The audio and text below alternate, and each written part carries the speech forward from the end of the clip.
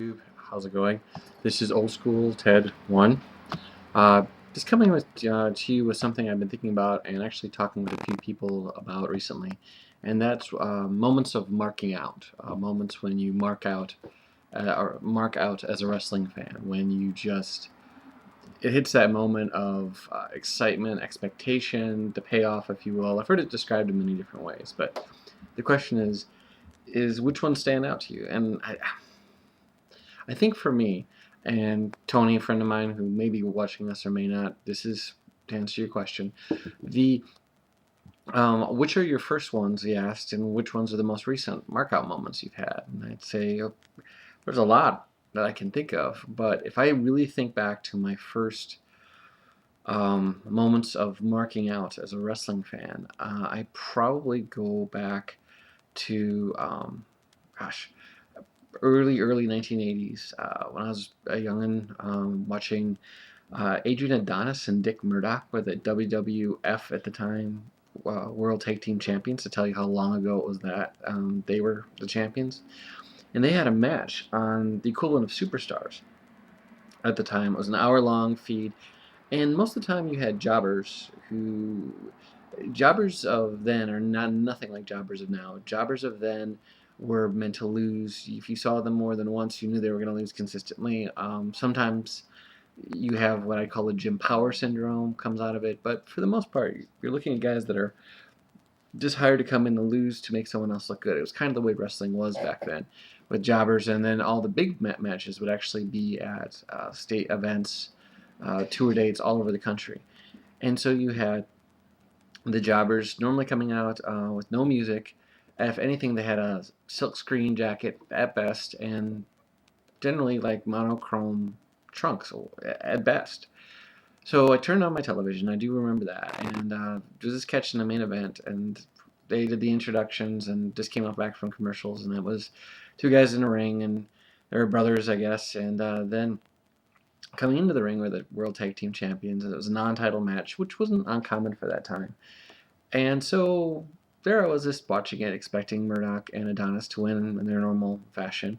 Um, I don't remember distinctly too much of the movesets or the match that Adonis and Murdoch used, but it was going pretty good. I mean, the older brother seemed to be pretty good in the match of the two guys, and I didn't really catch the name.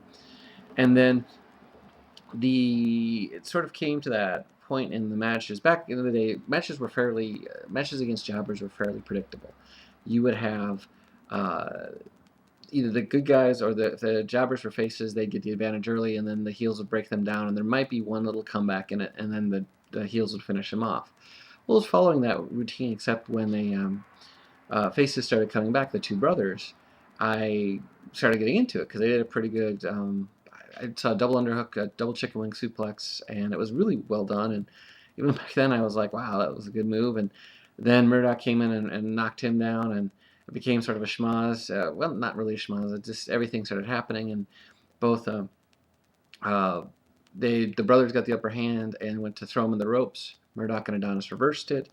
The brothers came off the ropes and hit double drop kicks, which immediately had me surprised. And then they both put on the figure four. Now, geographically, I was in Minnesota at this time, and generally it was mainly exposed to AWA and or WWF. So I saw Greg Valentine and Tito Santana using the figure four leg lock, meaning main eventers, big guys used it. Who are these two guys using it? And not only did they use it, Murdoch and Adonis tapped out. I went mental. I was just jumping up, hooting and hollering, and I stopped to hear the names. And the two brothers, in retrospect, I should have, I was young, so I didn't know. But the two brothers who happened to be coming into the WWF on a slow tour were Jack and Jerry Briscoe. Probably one of the best tag teams of all time. I would bet one of the best technical tag teams of all time. Absolutely. But they just did a quick thing. You can see on YouTube that there's a couple things out there where they have them wrestling some other jobbers and things like that. It wasn't their tour didn't last for too long, but it was still a moment where I just first major markout moment that I can remember. I went mental, got really excited. So I ran out the front door and down to my neighbor's house who were also wrestling fans, interrupted their dinner, and they didn't seem quite as excited as I did, but go figure. So the next time I'd say I marked out, truly marked out, and I could recognize it, was AWA match in Rochester, Minnesota. I would say probably um, 84, 85. I could be wrong. And I'm not sure if my second and third ones that I'm sharing may have intersected a bit with each other. I don't know. But the one I'm thinking of was Road Warriors versus the Long Riders, which were Scott and Bill Irwin. And they took on Hawk and Animal. And this was a time when Hawk and Animal were just amazing and unstoppable. Yes, they no-selled. Yes, they did things that, looking back on it, but at the time they were just awesome. And Long Riders were giving them a hard time, and it was a great, great match. The end came when Scott Irwin came off the ropes, and Animal power slammed him so hard it actually snapped the restraints on the corner. If you think of a ring and think in the middle of the ring on each side, the two there's these the ring that the WA used actually had these straps that went underneath. Well, the straps broke, and you actually saw the part of the ring come up, not an indent, not it falling in, but the ring, the apron itself kind of came in. He power slammed him that hard, and it just echoed. And I remember marking out. Gentleman in the 70s next to me, even he was marking out at the time. But that was just an amazing moment, and I won't forget that.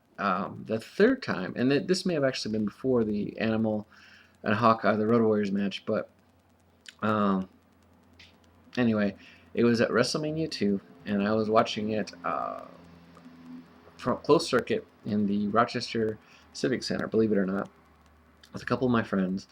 And it was we were watching the big WrestleMania matches and watching the British Bulldogs win. Yeah, I was marking out a bit for that. I kind of expected them to, but what surprised me, and probably the last time I really marked out for Hulk Hogan, but was Hulk Hogan versus King Kong Bundy in the big cage match. And it wasn't so much the end, but the power slam that he gives Bundy as Bundy comes bouncing off the turnbuckle that had everyone off their feet, just going mental and enjoying it. It was really, really fun to watch.